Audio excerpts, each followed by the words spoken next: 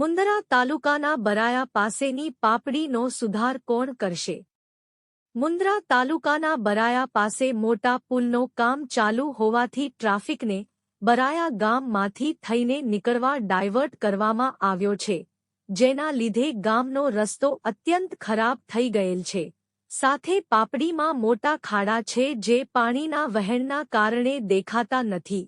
આજે એક 6 કડો રિક્ષા ખાડામાં ફસાઈ ગયેલ જે માંડ બહાર આવ્યું, પણ જો અજાણ્યા વાહન ચાલકો બીજા ગિયરમાં ગાડી અંકારીને નીકળે તો આ ખાડામાં ભયંકર અકસ્માત સર્જાય તેમ છે.